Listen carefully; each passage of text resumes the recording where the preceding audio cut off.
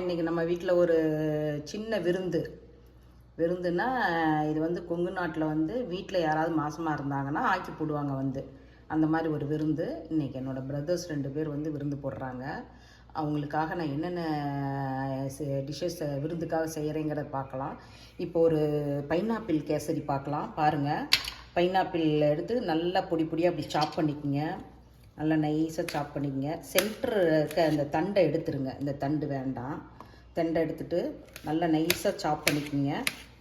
நான் ஒரு ஸ்டெப்பாக சொல்கிறேன், பண்ணுங்கள். பைனாப்பிள் கேசரி ரொம்ப நல்லாயிருக்கும். நீங்கள் எது சாப்பிட்டிங்கனாலும் அந்த பைனாப்பிள் கேசரி சாப்பிடும்போது ஜீரணம் ஆகிரும். வேறு ஏதாவது நான்வெஜ்ஜு வேறு ஏதாவது ஐட்டங்கள் சாப்பிட்டிங்கனாலும் இந்த பைனாப்பிள் கேசரி சாப்பிடும்போது பைனாப்பிள் வந்து நல்ல ஜீரண சக்தி உடையது.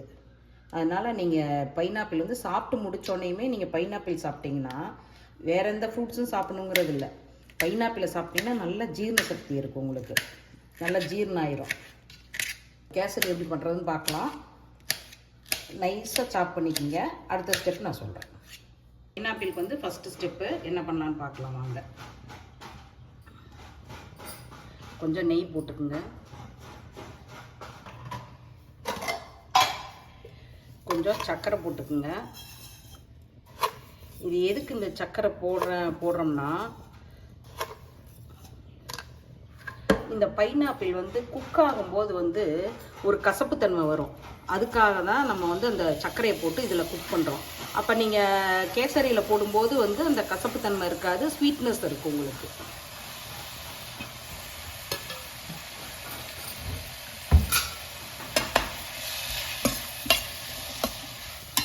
கொஞ்சமாக லைட்டாக வாட்ரு ஆட் பண்ணிக்கோங்க. போதும், இந்த வாட்ரு போதும்.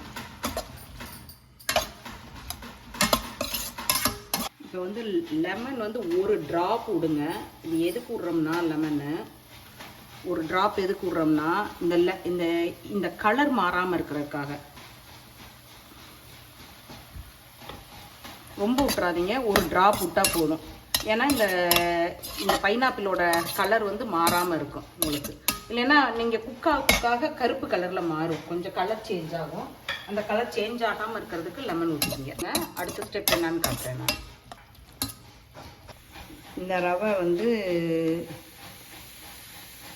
நான் 2 உலக்கு எடுத்திருக்கேன். இதில் 2 உலக்கு எடுத்திருக்கேன் பார்த்துங்க. மெஷர்மெண்ட் வந்து நீங்கள் எதில் எடுக்கிறீங்களோ அதில் தான் சர்க்கரை எடுக்கணும். இதில் இப்போ 2 உலக்கு எடுக்கிறீங்கன்னா இதில் 2 உலக்கு சர்க்கரை எடுத்துக்கோங்க. இன்னும் கூட கொஞ்சம் கூடுதல் உங்களுக்கு தேவை சர்க்கரை அப்படின்னா இன்னும் கொஞ்சம் கூட போட்டுக்கலாம். ஆனால் கேசரிக்கு ஆக்சுவலாக வந்து சுகர் கொஞ்சம் கம்மியாக இருந்தால் தான் நல்லாயிருக்கும். உப்பு போடுறேன், கொஞ்சோண்டு லைட்டாக உப்பு போட்டுக்கோங்க. இல்லை பாருங்கள், ஏலக்காய் பவுடர் லைட்டாக போடுறேன். அவ்வளோதான். இது இன்னும் 2 நிமிஷம் குக் ஆகட்டுங்க. இது குக் ஆகிட்டு இருக்கட்டும். அடுத்த ஸ்டெப் பார்க்கலாம் வாங்க. கேசரி கலர்றதுக்கு இந்த மாதிரி கெட்டியான பாத்திரமாக வச்சுக்கோங்க. நெய் விடுறோம்.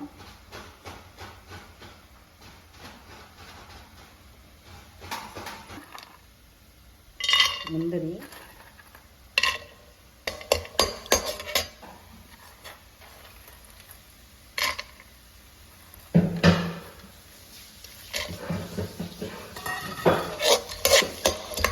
ப்ரௌன் ஆனோனையும் ட்ரை கிரேப்ஸ்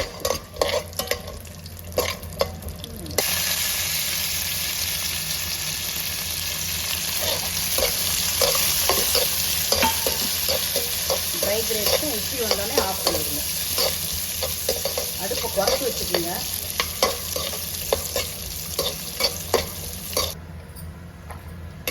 பாருங்க, உப்பி வந்திருக்குதா? திராட்சை உப்பி வந்தோடனே எடுத்துருங்க. போட்டுருங்க. பாருங்க, இதை வறுக்கலாம்.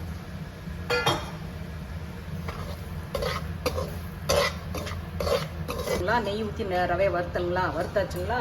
அடுத்து ஹாட் வாட்டர் ஊற்றணுங்க. நல்லா கொதிக்கிற தண்ணியை ரவையில் ஊற்றணும்.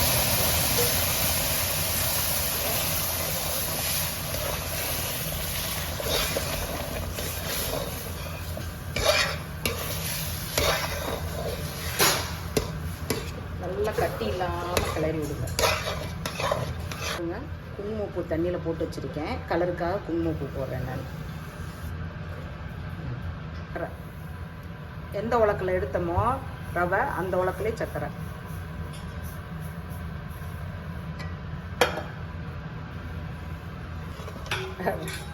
ரவை வந்து நல்லா வெந்ததுக்கப்புறம் தான் சர்க்கரை போடணுங்க. ஏன்னா ரவை வேகாமல் சர்க்கரை போட்டுறாதீங்க. ரவை நல்லா வெந்ததுக்கப்புறம் சர்க்கரை போட்டிங்கன்னா நல்லா உங்களுக்கு சாஃப்டாக வரும், கொலகொலப்பாக நல்லா இருக்கும் உங்களுக்கு. எப்போவுமே ரவை நல்லா வேக வச்சுக்குங்க. நல்லா உப்புமா நீங்கள் கிண்டுவீங்களா ரவை, அந்த மாதிரி நல்லா கிண்டிக்குங்க. கிண்டிக்கிட்டு அதுக்கப்புறமா சர்க்கரையை போட்டு கலக்குங்க. நீங்கள் வந்து நான் வந்து குங்குமப்பூ போட்டிருக்கேன், உங்களுக்கு கேசர் போட்டிருக்கேன். இது வந்து கேசரின்னு பேர் வந்தது காரணமே கேசர் போடுறதுனால தான் நம்மளுக்கு கேசரினே பேர் இதுக்கு. ஆனால் நிறைய பேர்த்துக்கு வந்து கேசரினா என்னன்னு தெரியாமல் கூட இருக்காங்க. கேசருங்கிறது வந்து நம்மளுக்கு குங்குமப்பூ தான் வந்து கேசர். அன்றைக்கெல்லாம் குங்குமப்பூ தான் போட்டு கேசரி கிண்டுனாங்க. இன்றைக்கி வந்து எல்லா கலர் ஃபுட் கலர் போடுறீங்க, கெமிக்கல் கலர் போடுறீங்க, அதெல்லாம் வேண்டாம். நீங்கள் வந்து குங்குமப்பூ போட்டு கேசரி பண்ணுங்கள். இந்த கலர் போதும் நம்மளுக்கு, ரொம்ப கலராக இருக்கணுங்கிற அவசியமே இல்லை. பாருங்கள், நெய் ஊற்றி கொஞ்சம் கொஞ்சமாக நெய் ஊற்றி கலரிக்குங்க.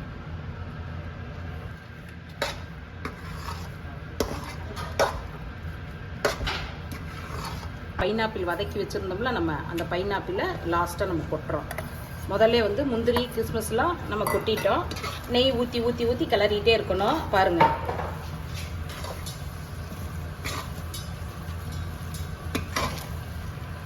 பைனாப்பிள் நிறையா போடுறதுனாலும் போட்டுக்கலாம், ஒன்றும் தப்பு இல்லை. ஆனால் அங்கங்கே ஒரு ரூபா கடிக்கிறதுக்கு ரெண்டு ரெண்டு வந்தால் தான் நல்லாயிருக்கும். ரொம்ப போட்டிங்கனாலும் அது நல்லா இருக்காது உங்களுக்கு. பாருங்கள், இப்படி உருண்டு வரணும். இப்படி எடுக்கும்போது உங்களுக்கு அப்படி உருளணும், சட்டியில் அதுவே உருளணும் உங்களுக்கு. இதான் வந்து உங்களுக்கு பதம், கேசரி பதம். பார்த்தீங்களா, அதுவே உருளும். எடுக்கும்போதே அப்படி அல்வா மாதிரி உருளணும். இப்படி இதான் பதம் நம்மளுக்கு.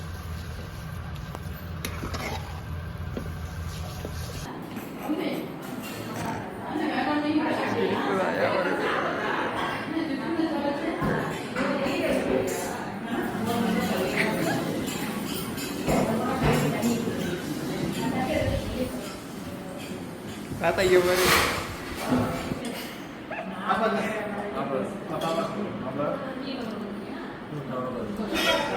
என்னடா போட்டோ எடுத்துட்டு இருக்கற? வீடியோ. அண்ணா வாங்க. சாப்பிடுங்க.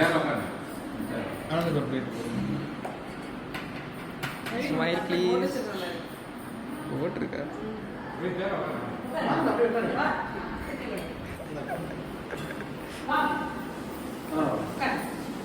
எல்லாம் சமையலுக்கு வந்து ஹெல்ப் பண்ணுங்கடா. அவங்க வெப்சைட் போகணும். தேங்காய்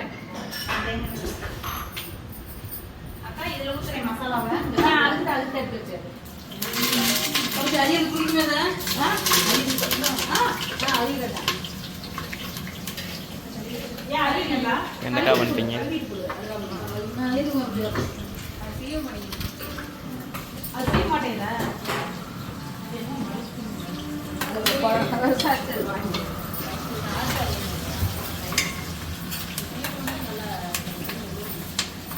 சொல்லிட்டுனாலும் எடுக்கடா. நாங்கெல்லாம் கட் பண்ணிக்குவோம், பேசுவோம், அதெல்லாம் பேசுவோம். அதெல்லாம் சொல்லாதீங்க.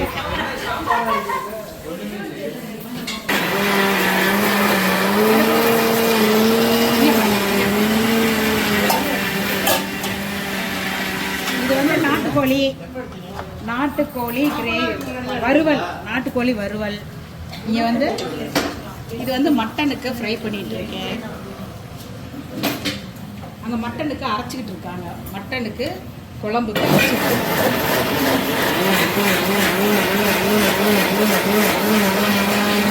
தயிர் வெங்காயத்துக்கு அரைச்சிட்டு இருக்கிறாங்க. இங்கே வந்து பிரியாணிக்காக வெங்காயம் அரிஞ்சு வச்சுருக்கோம். இது தயிர் வெங்காயத்துக்கு அரிஞ்சிட்டு இருக்காங்க.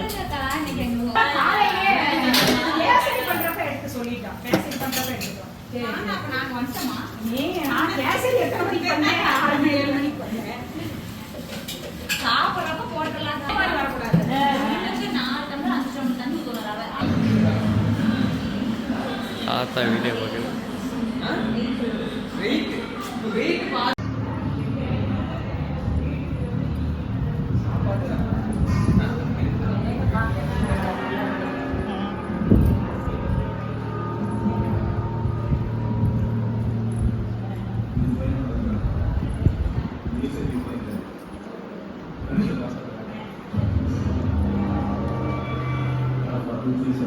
Thank you.